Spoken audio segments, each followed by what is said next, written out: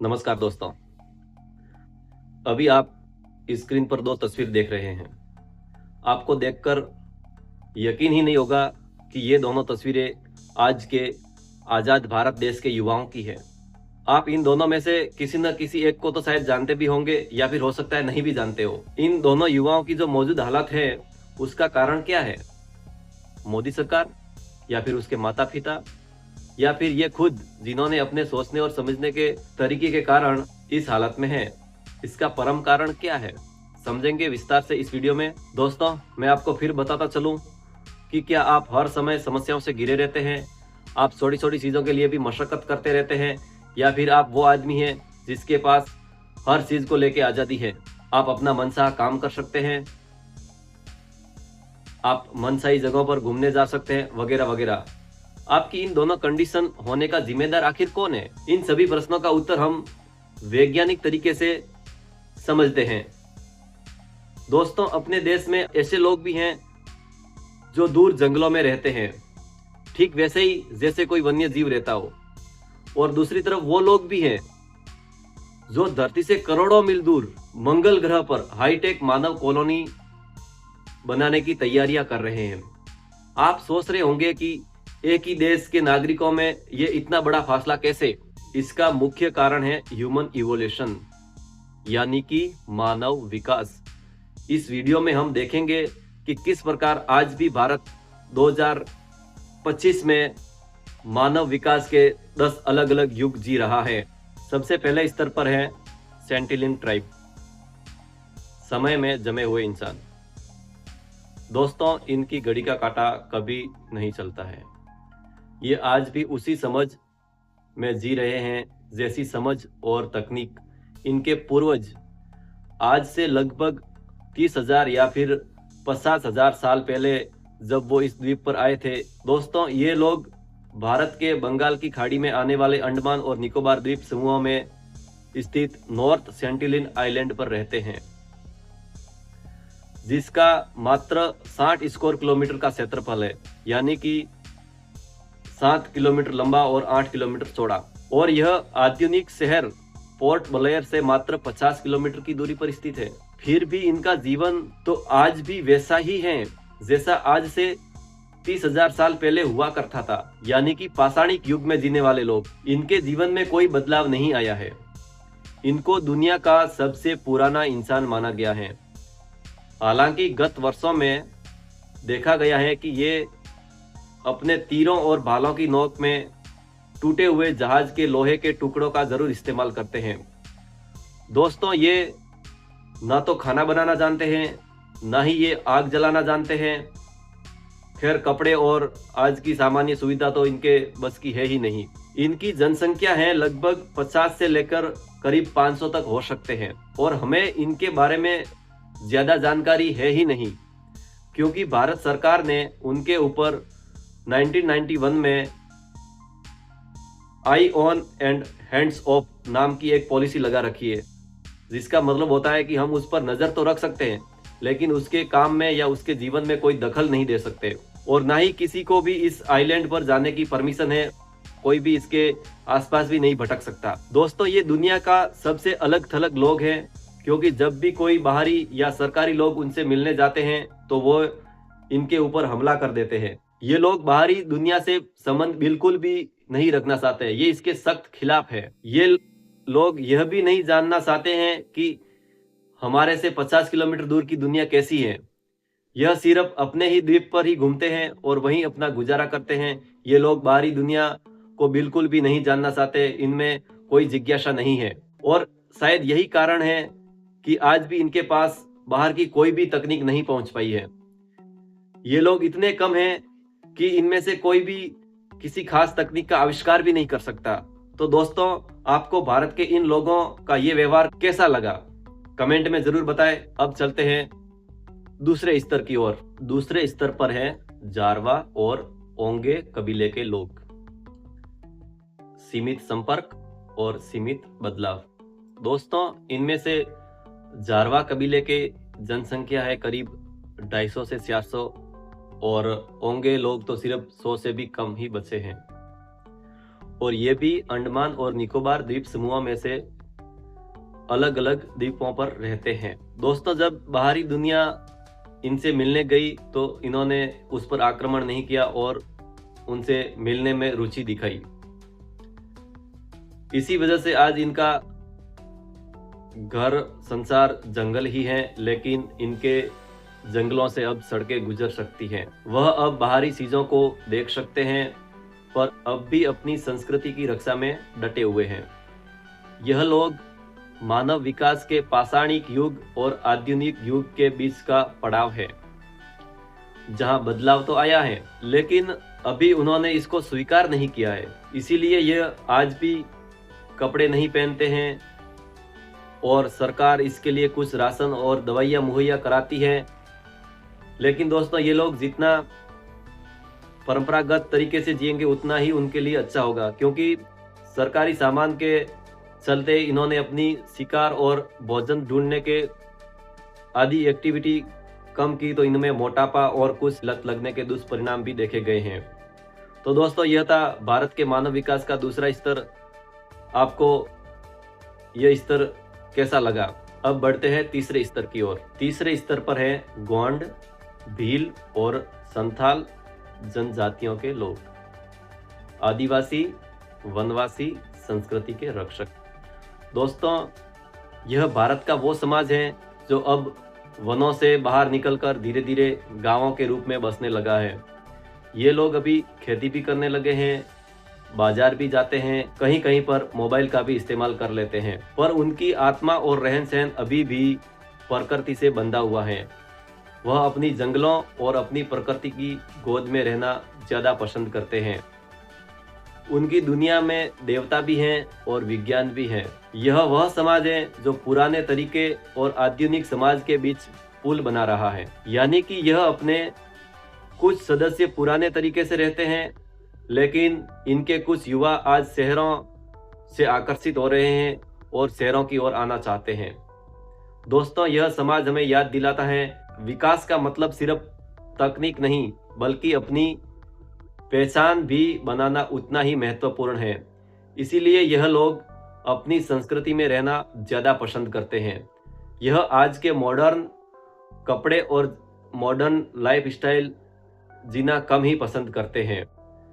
चौथे स्तर पर है ग्रामीण भारत, मेहनत और विश्वास का संगम। दोस्तों, यह वह भारत है जो देश की रीढ़ है। खेत, मेहनत, परंपरा और विश्वास से बना हुआ समाज। दोस्तों, यहाँ के लोग बहुत ही ईमानदार और भोले भाले होते हैं और अभी भी बाबाओं और चमत्कार में यकीन करते हैं, और पाखंडी लोग इनका बहुत शोषण करते हैं। यानी कि इन लोगों को आसानी से कोई दावा करे कि मैं चमत्कार करता हूँ, मैं भगवान या देवी मुझसे बात करती है, तो ये लोग बड़ी आसानी से मान लेते हैं और अपने जुगाड़ से ही अपना जीवन चलाते हैं। अगर इनको कोई हेल्थ इश्यू आता है तो यह बाबा या फिर किसी ऐसे पाखंडी के पास चले जाते हैं और धीरे धीरे अपने आप वहां से ठीक हो जाते हैं, और इनको दवाइयाँ और आधुनिक सरकारी सुविधाओं की उतनी ज़रूरत नहीं पड़ती है।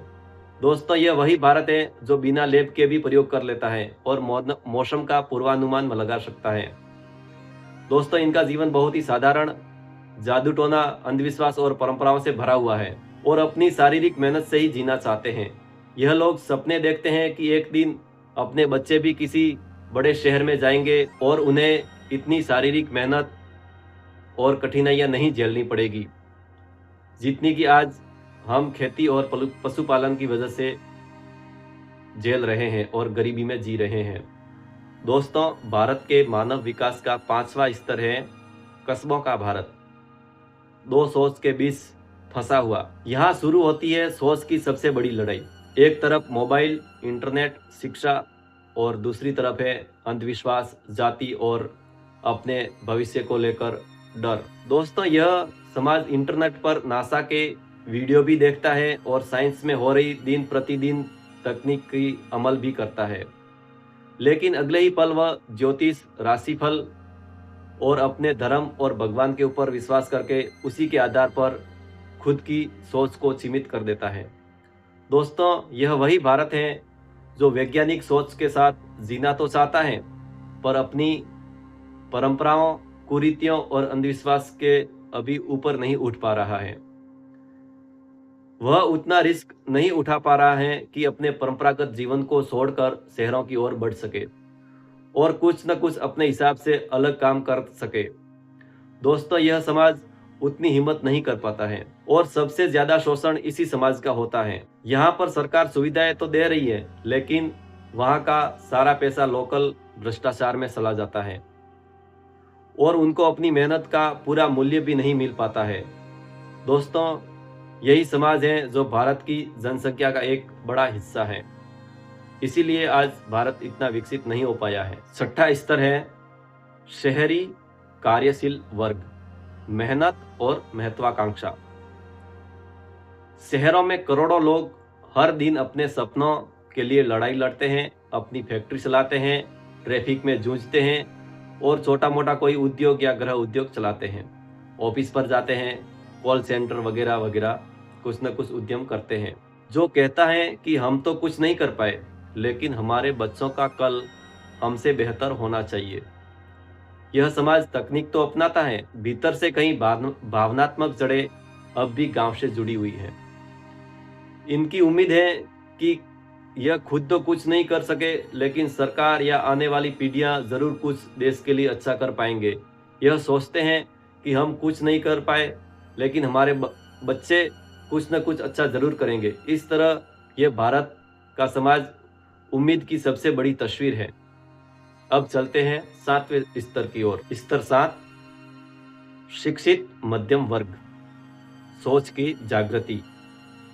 दोस्तों, भारत के इस शिक्षित मध्यम वर्ग के लोगों ने यह सवाल पूछना शुरू कर चुके हैं कि क्यों, कैसे और कब। यह समाज विज्ञान को समझता है, पर अभी भी अपनी परंपराओं और अपनी संस्कृति से पूरी तरह अलग थलग नहीं हुआ है।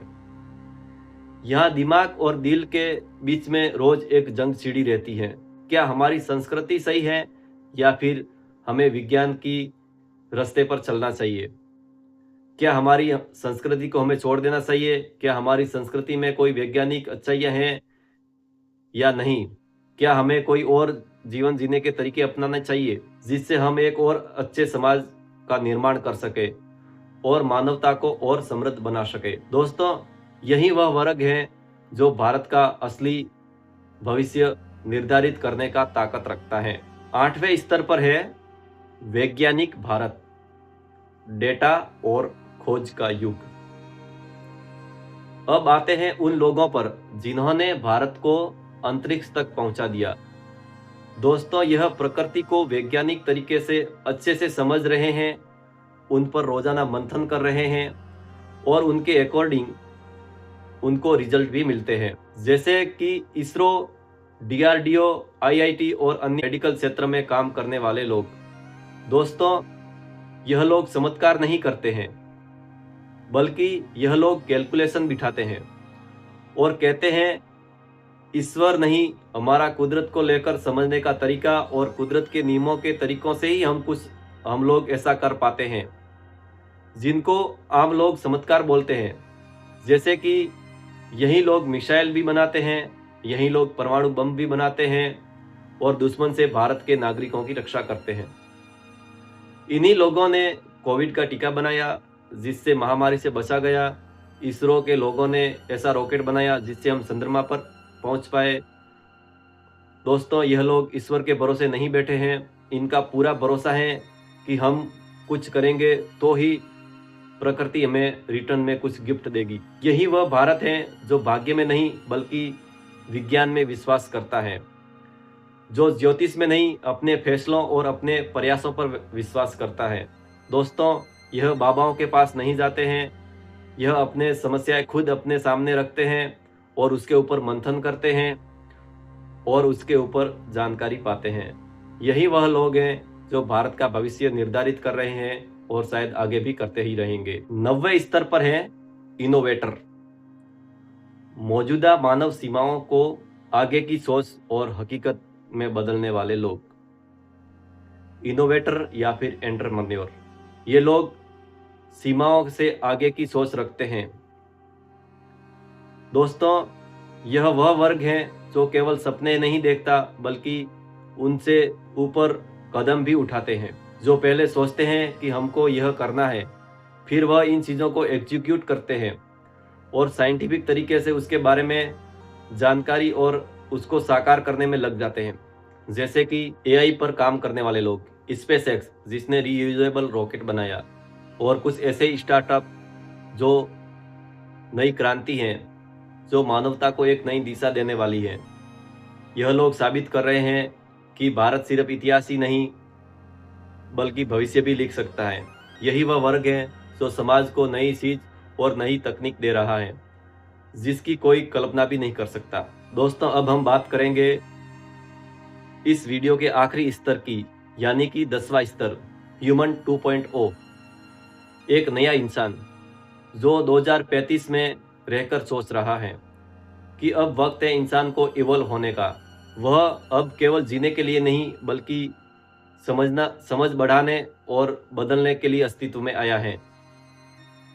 यह एक नया स्थान चमत्कारोपकार नहीं, विज्ञान और अपनी ऑप्टिमम चेतना पर काम कर रहा है। यह कहता है कि मैं ह्यूमन नहीं, मैं ह्यूमन 2.0 हूँ। दोस्तों, अभी फिर से उन दो युवाओं पर गौर कीजिए जिसका तस्वीर मैंने वीडियो के शुरुआत में बताया था। दोस्तों, भारत की असली यात्रा समय या दूरी की नहीं है बल्कि सोच की है। हमने इस वीडियो में समझा कि कैसे एक ही देश के लोग अपनी अपनी अलग अलग सोच के कारण अपने अलग अलग मुकाम पर जी रहे हैं। सेंटिलीज से लेकर इसरो तक या स्पेस में कदम रखने तक हमें यही सिखाता है, इंसान वही है जो अपने भीतर के अंधकार को ज्ञान की रोशनी में बदल दे, जो परंपराओं और सीमाओं से आगे उठकर मानवता के लिए हर बार नया प्रयास करे। क्योंकि आने वाला समय विज्ञान का है, परंपराओं का नहीं। दोस्तों, कमेंट करके ज़रूर बताएं कि आप इस वीडियो में बताए गए भारत के कौन से विकास के युग में खुद को पाते हैं, और आपको सबसे कौन सा विकास का युग अच्छा लगा, आपको कौन से युग में रहना अच्छा लगेगा। और हो सके तो यह वीडियो अपने दोस्तों को भी शेयर करना, वीडियो को लाइक करना और चैनल को सब्सक्राइब कर देना। मिलते हैं किसी और वीडियो में। वीडियो देखने के लिए धन्यवाद।